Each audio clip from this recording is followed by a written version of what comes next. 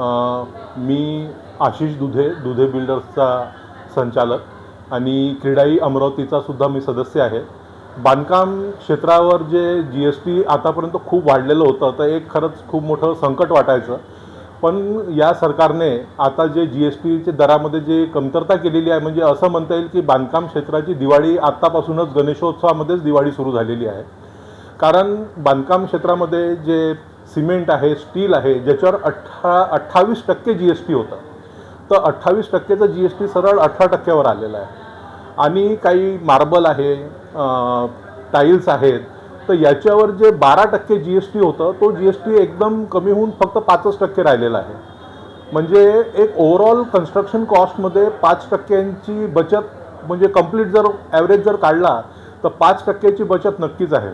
म्हणजे जर आपण एक ढोबळमानाने जर असं गृहीत धरलं की जर 50 लाखाचं जे घर पूर्वी बनत होतं, तर ते 50 लाखाचं जे घर आहे ते आज 45 लाख ते 47 लाखाच्या दरम्यान तेच घर, तीच गुणवत्ता बनून जाईल।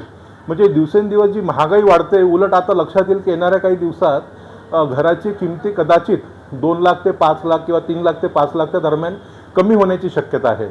तर मी त्याचं स्वागत करतो की खूपच चांगला उपक्रम घेतलेला आहे। म्हणजे अफोर्डेबल हाऊसिंग या विचाराने आपण आता पुढे जाता येईल। Thank you government.